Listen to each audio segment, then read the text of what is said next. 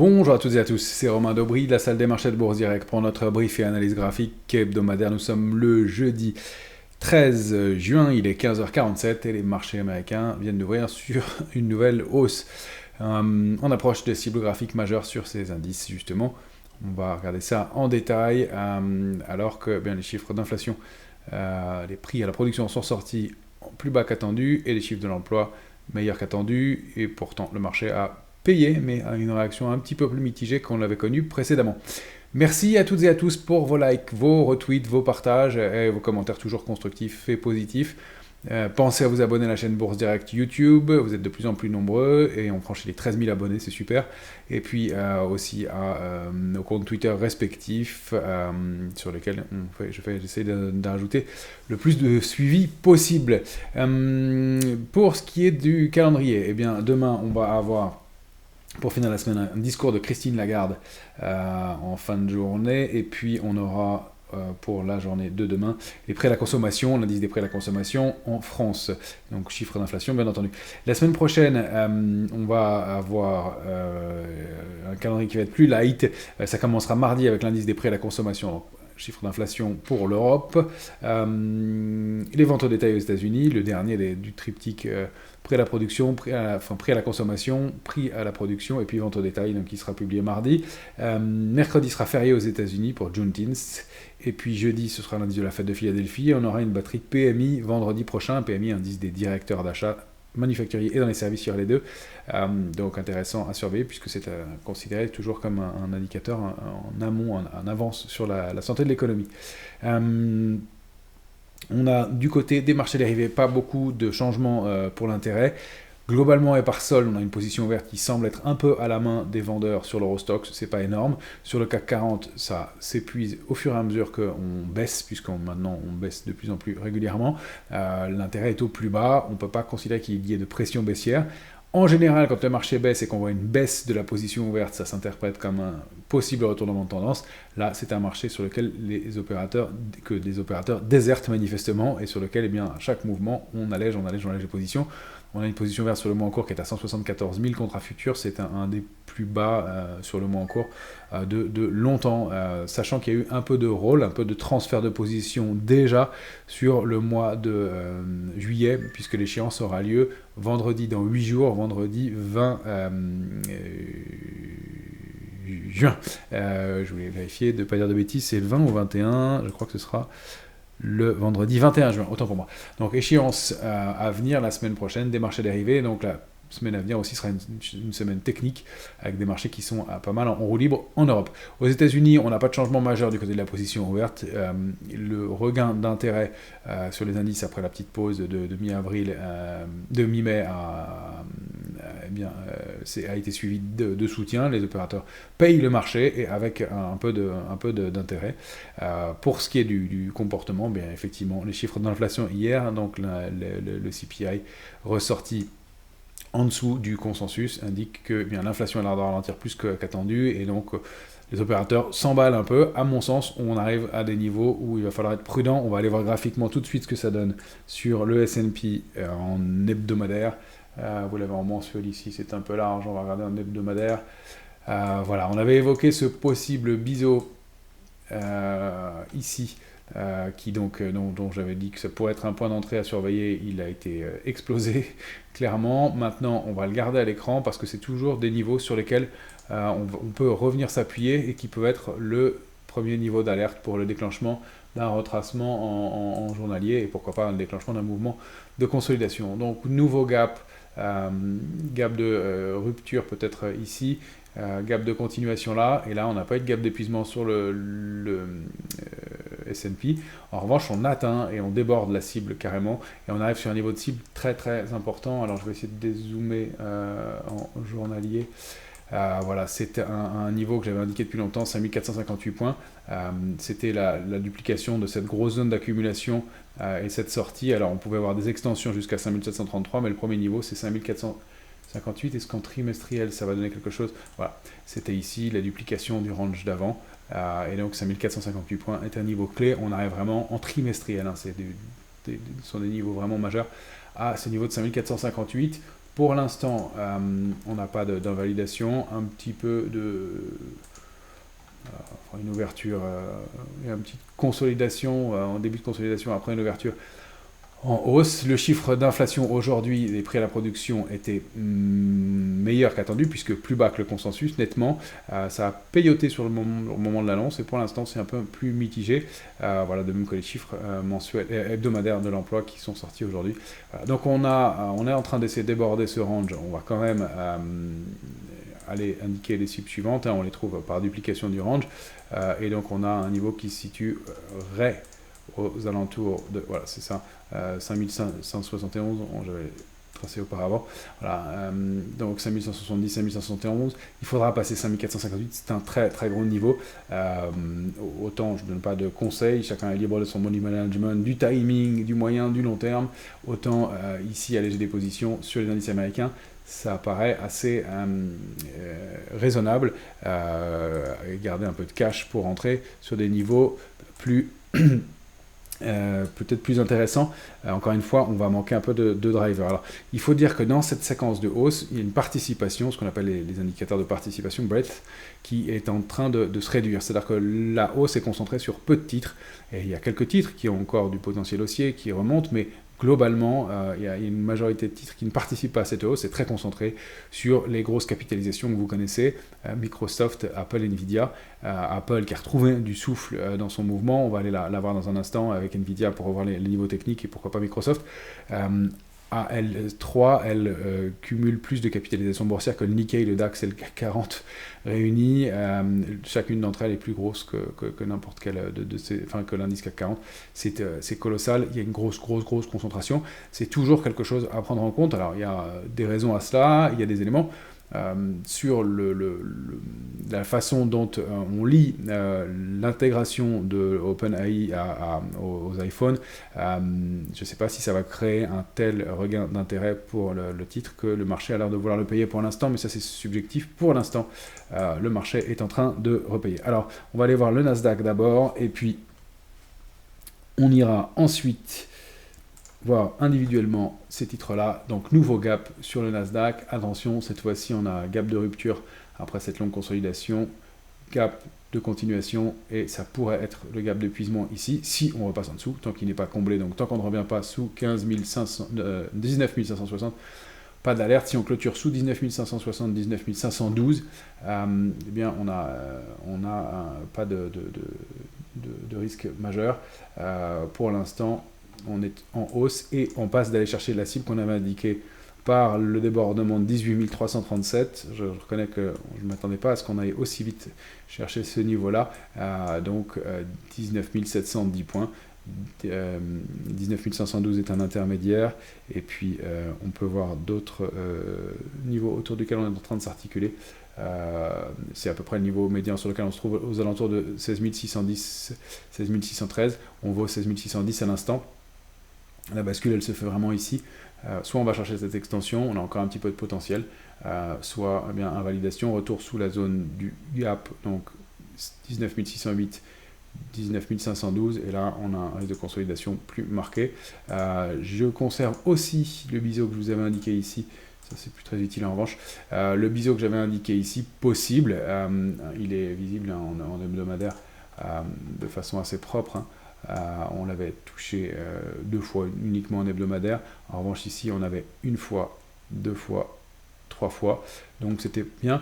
Voilà, je le conserve parce que c'est souvent un point sur lequel on peut venir se réappuyer, s'arrêter peut-être en début de semaine prochaine, on verra, et sous lequel on pourrait considérer qu'un mouvement de consolidation se met en place.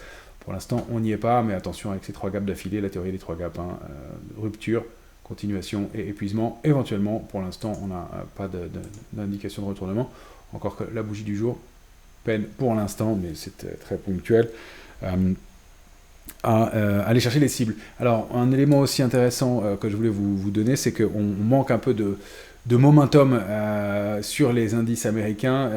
Si on regarde un indice comme le Dow Jones, c'est encore plus flagrant. on va aller le voir aussi. Lui, voilà, hein, il est en baisse de 0,65% aujourd'hui, donc le Nasdaq forme un nouveau plus haut et un gap, mais c'est pas le cas. Et encore une fois, en analyse graphique, on aime bien que les indices évoluent de concert et soient harmonieux. Et là, on a des distorsions liées justement à cette concentration sur certains titres. Donc prudence, et en Europe, on va aller le voir dans quelques instants, c'est évidemment un peu lourd comme marché. Alors, je voulais vous montrer les fantastiques, magnifiques, avec Alphabet Google, bon, qui bute sur des niveaux de résistance majeurs. Pas d'invalidation, pas de figure de retournement dans l'immédiat, il n'y a rien de grave.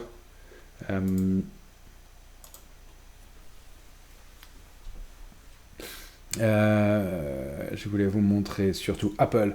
Apple, est-ce qu'elle va aller chercher ses cibles? C'est possible. Apple, alors on va se mettre en hebdomadaire, on sera plus lisible. Apple, pour moi, la cible c'est 224,20. Elle est en train de déborder. Alors bon, je vais laisser des traits anciens qui n'ont plus beaucoup d'intérêt. Pardon. Voilà, elle est en train de déborder un canal haussier. Ça, c'est vraiment un signe de force pour un titre. Hein. Donc, canal haussier au sein duquel elle évoluait. On le voit ici, il est un peu fin, mais j'attendais de le voir valider une autre fois, mais une fois, deux fois, trois fois touché. Et là, on le déborde par le haut pour aller chercher donc la duplication du range suivant large, hein, soit qu'on le prenne à 164,10, soit qu'on décide de le prendre à 167,20 selon, et jusqu'à le niveau de 195,60, cette zone-là dupliquée par le haut, ça donne 224,20 comme cible. Manifestement, le titre a l'air de vouloir aller chercher ce niveau. Ouverture en hausse encore aujourd'hui, puis réactivation haussière avec des volumes gigantesques, mais on est proche du niveau cible de 116,30 à l'instant. Nvidia, j'avais refait on va passer d'abord à Microsoft. Microsoft aussi, elle réactive sa dynamique haussière. Alors on peut y voir on avait un biseau d'épuisement qui avait bien fonctionné, il n'est plus d'actualité. On peut voir aussi une épaule, tête, épaule inversée, donc auquel cas le titre a encore du potentiel haussier, puisqu'il déborderait cette ligne de coup. Alors petite épaule, moyenne, très large épaule à droite. Encore une fois, on sort avec du volume, mais on a ce niveau de résistance qui est pareil, hein, un niveau de duplication de range précédent. Alors on pourrait voir un peu plus large, hein, 398, 428 débordé, ça peut donner un peu plus. J'avais calculé celui-ci de façon un peu plus conservatrice, mais on peut voir des extensions un peu plus importantes pour Microsoft. Donc voilà, 460,20, pourquoi pas. Si le titre veut continuer son parcours aussi, hein, Microsoft il est consolidé depuis le mois de janvier, et il vient de sortir uniquement de sa consolidation en juin, hein, donc la plage de consolidation était large, mais on n'avait plus de tendance depuis ce moment-là, et il réactive un mouvement de hausse avec des volumes qui sont corrects, pas extraordinaires, mais corrects à court terme. Donc voilà, à voir, mais encore une fois, est-ce que le momentum va suivre? Si on regarde sur les indices de momentum, bon, vous pouvez les placer sous vos graphiques, vous verrez que ça manque un peu de peps, donc attention quand même. Et on est... non, j'ai mis Nextera Energy, c'est une autre. Et quant à Nvidia, Nvidia, ça y est, elle va chercher ses cibles, et elle est en train de tourner autour. C'est bien Nvidia en journalier, j'ai réactualisé les niveaux. Voilà, nouveau gap, avec cette petite bougie juste en haut. La résistance, elle est appuyée sur le niveau de 128,40. C'est au-dessus de la cible que j'avais fixée. Ce sont des niveaux que je fixe en amont, hein, donc c'est pas placé aujourd'hui. C'est post-ouverture, hein, il est 16h, donc on vient de le placer. Mais voilà, 128,40, nouveau gap sur le titre. Attention, il y a beaucoup de gaps incomblés encore sur le titre. C'est plutôt un signe de force, hein, mais ça peut donner des scénarios de retracement un peu marqués. Alors on peut voir des niveaux intermédiaires et essayer d'aller chercher grâce à ça des cibles aussi intermédiaires. En tout cas, la duplication des rangs précédents fonctionne bien, on le voit encore aujourd'hui, puisque ce sont des niveaux inconnus pour Nvidia, donc on peut envisager des résistances vers 138,30 dans l'immédiat. On a donc ce gap qui va être le pied, hein, de notre premier niveau d'alerte intraday, alerte de très court terme, alerte de court terme pour Nvidia. Je dézoome pour vous montrer son parcours boursier en mensuel. Elle peut retracer très largement et revenir même jusqu'à 109,60 sans remettre du tout en cause la tendance, même jusqu'à 90, mais ce serait quand même un peu plus violent. En tout cas, pour l'instant, ça reste haussier. On est en train de s'attaquer à une résistance de plus, et manifestement, elle trouve encore des ressources attention à ce nouveau gap en haut de marché, surpasse en dessous, gap d'épuisement. Donc si on clôture sous le pied du gap, c'est un signal de prudence à avoir. Pour l'instant, ce n'est pas le cas. Il faut dire que les volumes sur Nvidia depuis maintenant le 30 mai sont plutôt à la main des vendeurs et anémiques dans les mouvements de hausse, comme hier par exemple. Après, autant on avait l'excuse la cherté du titre, plus le titre est cher, moins on en a besoin d'en acheter pour l'entrer dans son portefeuille. Maintenant qu'il a été splitté, c'est plus la cherté du titre qui joue sur les volumes. Donc attention, encore une fois, un manque de momentum sur le mouvement en cours à surveiller. On va aller voir nos indices américains, nos indices européens avec l'Eurostoxx. L'Eurostoxx qui s'inscrit toujours. Alors non, on avait tenté de former ce triangle. En tout cas, cette congestion qui se resserre, on n'en va plus en haut, on va vaguement en bas. Le travail de hausse formé hier a été quasi gommé. On ouvre plus bas que l'ouverture d'hier et on continue. On a pour l'instant un marché qui ne trouve pas de relais, et encore une fois, moi je suis un peu méfiant dans ce contexte-là. Si on rompt 4880, c'est un cran plus bas avec direction 4636. Si en revanche on arrive encore une fois à se réinstaller au-delà de 5086, 5125, ce qui paraît pas être le cas dans l'immédiat, attention à un petit retracement. J'ai tracé aussi cette oblique-là qui peut donner un petit signal plus court à 4946 pour la séance. En tout cas, un indice qui, même si on a vu la position ouverte monter hier, et c'est pour ça que je n'ai pas publié la position ouverte aujourd'hui, elle est délicate à surveiller parce qu'on approche de l'échéance. Comme il y a peu de momentum, les opérateurs roulent déjà les positions. Sur le CAC 40, je vois l'écart entre les deux, le mois en cours et le mois suivant. Sur l'Eurostoxx, je n'ai pas le détail et donc je ne veux pas vous donner de fausses informations, puisqu'hier, on serait monté avec de l'intérêt sur l'Eurostoxx. Mais on avait baissé les 3 séances précédentes avec de la pression baissière aussi. Donc là, c'est un peu difficile à interpréter. Et d'ailleurs, ce marché en range et qui ne franchit pas de niveau majeur donne des faux signaux. Et la lecture de la position verte, qui est très efficace par moment, est moins facile maintenant. Attention, encore une fois, à l'échéance des marchés dérivés, vendredi en 8, donc vendredi 21 juin, qui pourrait être une bascule. Pour l'instant, on voit qu'on commence encore une fois à nous manquer de momentum. Ça fait depuis le mois de mars maintenant. On avait cette consolidation ici. En revanche, les indices américains ont payé jusque-là. Si eux se mettent à consolider, on pourrait avoir un mouvement de baisse un peu plus marqué, ce qui n'est pas un signal excellent. On va aller voir notre CAC 40 qui, lui, est en train de décrocher un peu plus. Voilà, lui rompt à peu près tous les niveaux qu'on avait regardé ensemble. C'était le niveau de 7900 qui était vraiment la bascule. On a fait le throwback, le pullback parfait, et puis on repart à la baisse. On rompt même cette oblique, alors voilà, qui est embêtante. Je voulais l'évoquer avec vous effectivement, et j'en parlerai ce soir aussi. Le risque, c'est de déclencher une grosse vague de Wolf sur le CAC 40 cash. Cette fois-ci, on est en mensuel.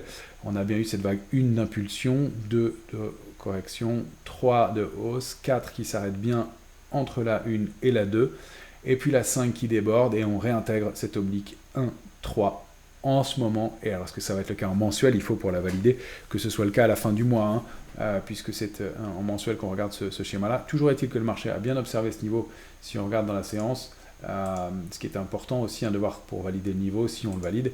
Si on regarde en 2 heures, c'est bien là où on s'est arrêté ce matin pour rebondir un petit peu avant de repasser en dessous pour le moment. Donc attention à un signal un peu négatif, mais encore une fois, il faudra attendre la fin du mois pour le valider. Je vous les zoome un peu plus court pour que vous voyez à quel point il a été travaillé. Il nous a permis de faire un petit arbitrage sur le futur CAC 40. Ceux qui sont abonnés à la stratégie future ont dû le voir. Voilà pourquoi on avait payé, j'avais payé ce niveau-là tout à l'heure. Comme on a pu faire un petit écart en mensuel. Donc voilà, on est ici. Donc la cible théorique, c'est la jonction du point 1, 4, et donc le moment où le marché en baissant toucherait cette oblique. Ça renvoie assez bas quand même. Je reconnais que je suis un peu dubitatif sur ce scénario de baisse aussi marqué. Il faudrait que le marché change vraiment de comportement. On sait qu'on a du cash, voilà, mais si on touchait la borne en octobre prochain par exemple, ça ferait 15-16% de baisse pour le CAC 40. Après, voilà, on va attendre la fin du mois de juin, mais on peut surveiller cet oblique et ce niveau. Pour l'instant, on est en train de passer en dessous. On va regarder des choses plus court terme pour l'instant. On n'a pas réussi à déborder le range. Enfin, on est repassé. Pardon, je vais y arriver. On est sorti du range 7376, 7900. On avait tenté d'aller chercher la cible suivante située à 8436. On n'a pas réussi. On a buté contre ce niveau intermédiaire à 254. On avait indiqué que c'était un signe de possible faiblesse de ne pas aller chercher la cible suivante. Là, la première cible donnée par ce mouvement, c'est 5780 déjà, puisque c'est la sortie de ce petit range-là, 7009, 8254. Il faut aller voir par étapes les mouvements. En revanche, on repasse dans le range 7376, 7900. Donc on a un gros niveau à l'intérieur, 7525 et puis 7577 ici. Donc attention à la réaction des prix dans cette zone-là, peut-être un petit peu avant, et à ce niveau intermédiaire aussi, probablement à 7648, mais attention au comportement des prix, sinon c'est un cran plus bas, le bas du range à 7376. Pour moi, ce serait quand même un mouvement de consolidation qui serait déjà assez conséquent compte tenu du contexte, et surtout c'est une grosse zone d'accumulation ici, dans laquelle on est resté de janvier 2023 à janvier 2024, avant de repartir, donc casser et en repasser sous ce niveau-là, ce serait un très mauvais signal. Déjà, ce qu'on fait là n'est pas un bon signal, parce que on reprend la direction, ça n'est pas fait encore en clôture, mais on reprend la direction de revenir aux cotations du mois de janvier dernier. Alors pas les plus basses, mais cette zone, et ça veut dire qu'on détruirait une partie du travail qui a été construit, et une partie du momentum et de l'intérêt créé depuis. Alors évidemment, les élections ne nous aident pas, mais quand on regarde l'Eurostoxx, si ce n'est pas aussi dégradé que nous, c'est quand même une configuration qui est un peu lourde aussi. Donc l'Eurostoxx, lui, il a encore de la marge, 4896 en hebdomadaire pour la semaine prochaine à préserver. Je voulais vous montrer le CAC Small sur lequel on avait indiqué cette vague de Wolf. Alors, vague de Wolf, c'est une cible minimale. On voit qu'elle a été largement enfoncée. Donc, vague 1, 2, 3, 4. Et la vague 5, on déborde, et réintégration en gap baissier, et on accélère. La cible était l'oblique baissière ici, elle a été testée, préservée 24 heures, là, on accélère franchement à la baisse. Alors je voulais vous montrer les niveaux suivants sur le CAC Small, j'avais tracé, mais manifestement, je n'ai pas enregistré. On a des niveaux qui s'approchent ici sur le CAC Small, voilà, aux alentours de 11 910, donc il y a un petit peu de baisse complémentaire à aller chercher. Compte tenu des liquidités disponibles, compte tenu du manque de momentum, il n'y a pas vraiment de pression baissière à ce stade sur le CAC 40, il n'y a pas de pression baissière à ce stade sur le CAC 40, je le vois plutôt comme un mouvement encore une fois, de consolidation après une sortie haussière, et encore du potentiel. Ça fait un gros retracement, certes, mais on a aussi un contexte qui est plus lourd. Évidemment, en France, on l'a vu. Je voulais vous montrer quelques valeurs, et donc oui, quelques indices sectoriels, dont le secteur bancaire. Voilà, le secteur bancaire qui a eu un parcours magnifique depuis juillet-octobre 2022. Entre juillet et octobre 2022, il avait construit les bases d'un canal haussier. On avait tenté de le déborder. Réintégration, borne haute, borne basse. On avait aussi les dents. On était sorti par le haut. Et puis on est allé chercher notre cible graphique à 168,90. Et là, depuis plusieurs semaines, on butait. Donc ils n'ont pas attendu les élections. Est-ce que c'est le contexte des élections qui a rendu les opérateurs prudents ou la cible graphique, je ne sais pas, c'est toujours le dilemme, mais en tout cas, on est repassé sous un niveau technique, et donc l'enjeu, c'est d'aller préserver 153,20, la borne haute du canal haussier, et reconstruire sur ce niveau-là pour repartir, réintégrer 153,20 et passer en dessous. Ce serait valider une partie de la hausse et revenir dans ce canal haussier de long terme. Donc c'est un parcours haussier qui était très fort depuis plusieurs mois, mais qui a bien tracé.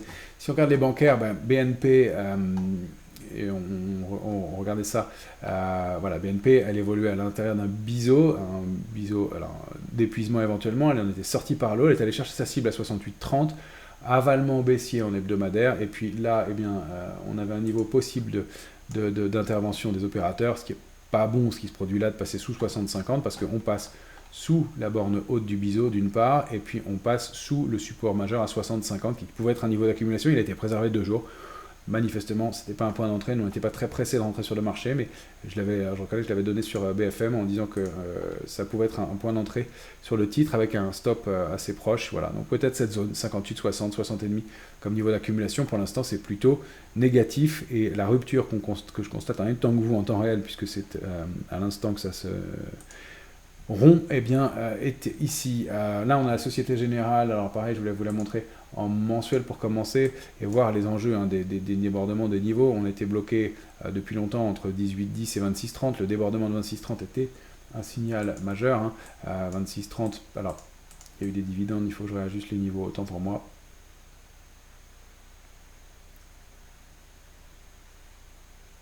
Voilà. C'est 25,44 plutôt que 26,30. Toujours est-il qu'on avait débordé ce niveau. On avait franchi cette oblique baissière de long terme sur laquelle on s'était appuyé plusieurs fois avec des mèches basses intéressantes, une accélération. On repasse sous 25,44 en accélération. On repasse peut-être pour l'instant sous cette oblique. On a 22,45 comme dernier support. Et puis cette ligne de tendance haussière de long terme qui est vraiment à préserver. Donc attention à la zone 22,45.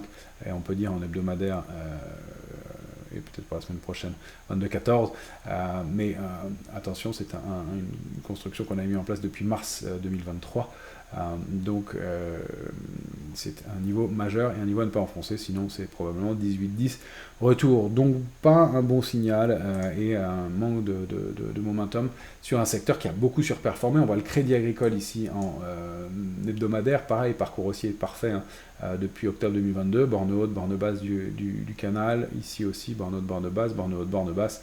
Un travail très propre, on réaccélère, on ne va pas chercher la borne basse, toujours intéressant, on préserve 12 564 et puis on va accélérer contre 15, le niveau de résistance à 15, avalement baissier en hebdo et rupture gap baissier hebdomadaire, on l'évoquait en début de semaine, un gap baissier hebdomadaire, ça n'est pas un bon signal, il faudrait intégrer très vite, on en avait eu sur les indices américains, ça s'était plutôt bien passé, chez nous c'est moins le cas pour l'instant, donc prudence sur ce secteur-là qui donne des signaux de faiblesse. On a Vinci qui a été secoué aussi par les annonces, alors Vinci, voilà, j'ai pas mal de traits d'essai.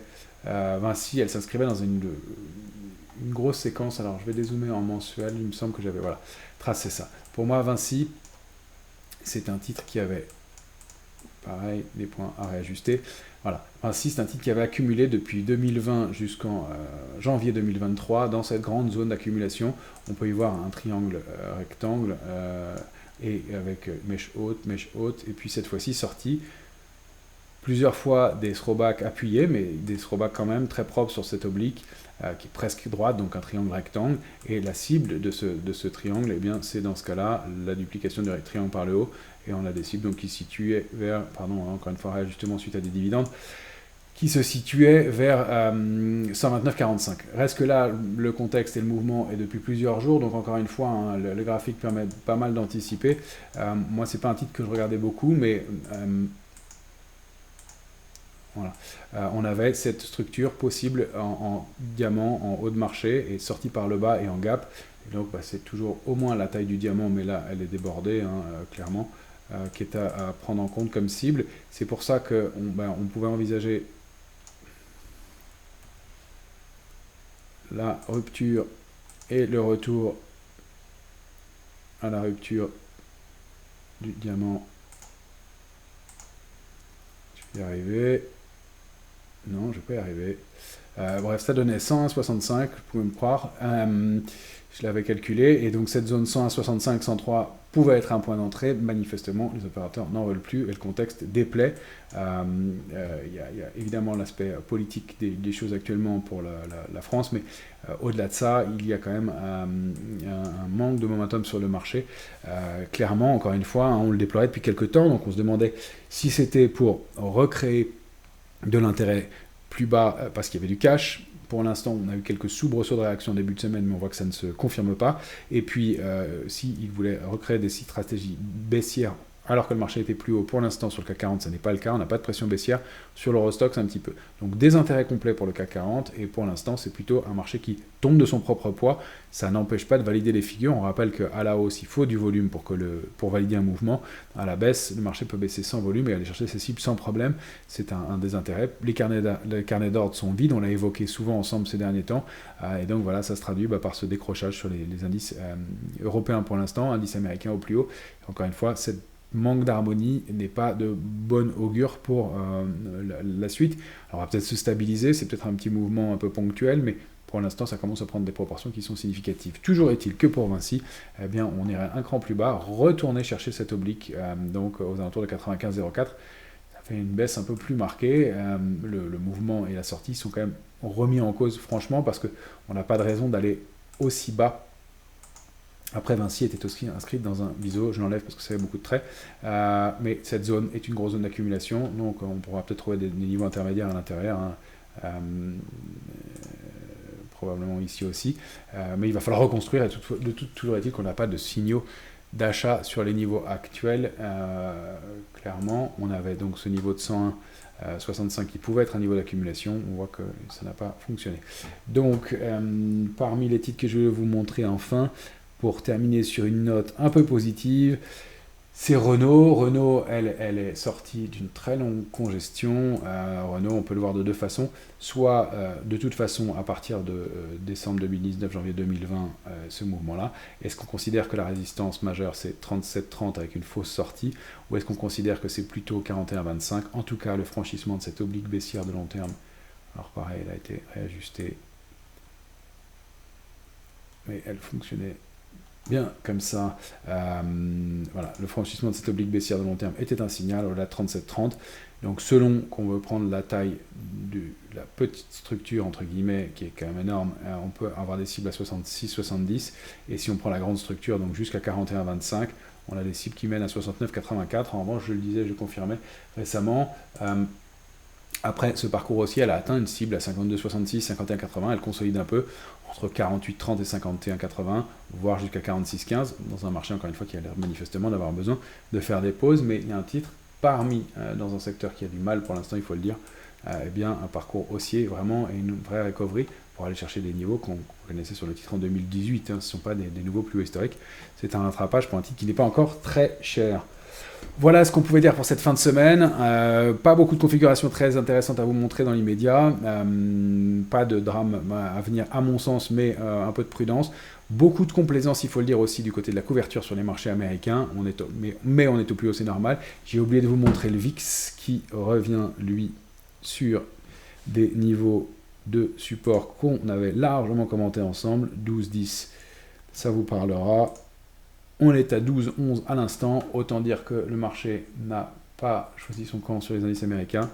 On joue avec le niveau de forte complaisance pour entrer en euphorie. On avait mis un pied dedans, ça avait fait une petite tension sur les marchés. Là, on repart à la baisse pour l'instant sur la volatilité et on flirte encore une fois avec l'euphorie. Attention avec les nouveaux plus hauts, il ne faudrait pas qu'il y ait de déception sur les marchés, mais pour l'instant, manifestement, ils sont à toute épreuve. Je vous souhaite une excellente fin de semaine à toutes et à tous.